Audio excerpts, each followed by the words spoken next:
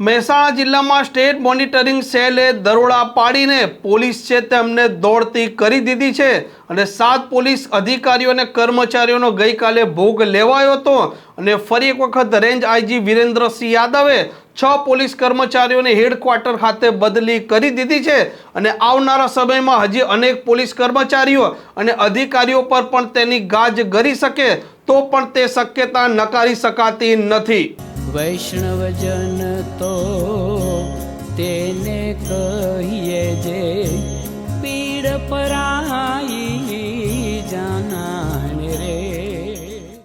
નમસ્કાર, આપ જોઈ રહ્યા છો નવજીવન ન્યૂઝ અને હું છું આપની સાથે તોફિક ગાંચી। મહેસાણા જિલ્લામાં 1 મહિનાથી ઓછા ગાળામાં સ્ટેટ મોનિટરિંગ સેલે વારંવાર દરોડા પાડ્યા છે અને લાખો રૂપિયાનો વિદેશી દારૂ ઝડપ્યો છે। થોડાક દિવસો પહેલા મહેસાણાના A ડિવિઝન અને B ડિવિઝન પોલીસ સ્ટેશન વિસ્તારમાં સ્ટેટ મોનિટરિંગ સેલ એક સાથે 5 સ્થળો પર ત્રાટકી હતી અને ત્યારબાદ મહેસાણા જિલ્લાના પોલીસ વડા તરુણ દુગ્ગલે પોલીસ કર્મચારીઓને સસ્પેન્ડ કર્યા હતા। ફરી એક વખત કડી પોલીસ સ્ટેશન વિસ્તારમાં પણ સ્ટેટ મોનિટરિંગ સેલની રેડ પડી હતી અને તેના વચ્ચે પરમ દિવસે ફરી એક વખત સ્ટેટ મોનિટરિંગ સેલે Mehsana A division police station વિસ્તારમાં દરોડા પાડ્યા હતા અને ગઈકાલે જે રેન્જ આઈજી છે વિરેન્દ્રસિંહ યાદવ તેમણે એક પોલીસ ઇન્સ્પેક્ટર સહિત 7 પોલીસ અધિકારીઓ અને કર્મચારીઓને સસ્પેન્ડ કરતા પોલીસ બેડામાં હડકંપ મચી જવા પામ્યો હતો। આ વસ્તુ પોલીસ સમજે તે પહેલા ફરી વખત 6 પોલીસ કર્મચારીઓની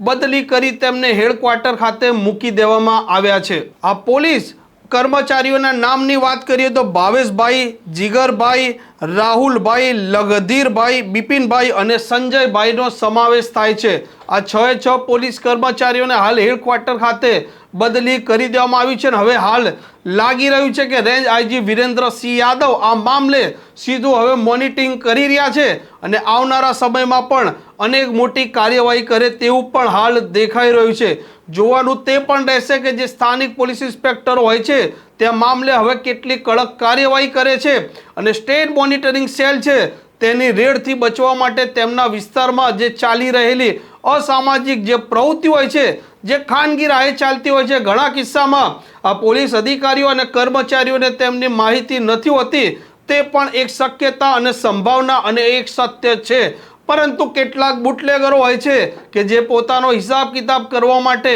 બની શકે કે તે પોલીસ સ્ટેશન વિસ્તારમાં સ્ટેટ મોનિટરિંગ સેલને ખાનગી રાહે બાતમી આપે અને ત્યારબાદ રેડ કરાવી આ પોલીસ કર્મચારીઓ જે ત્યાં કામ કરી રહ્યા છે તેમને સસ્પેન્ડ થાય કે પછી તેમની બદલી થાય તેવી પણ તેમની સૂઝબૂઝ હોય અને તેવી પણ તેમની કુદ્રષ્ટિ હોય। હવે જોઈએ આવનારા સમયમાં રેન્જ આઈજી વિરેન્દ્રસિંહ યાદવ કેટલા બદલાવો કરે છે અને કેટલા ફેરફારો પણ જોવા મળે છે। આ પ્રકારના સમાચાર જો આપને પસંદ આવતા હોય તો નવજીવન ન્યૂઝ આ ચેનલ જોવાનું ભૂલતા નહીં। વૈષ્ણવજન તો તેને કહીએ જે પીડ પરા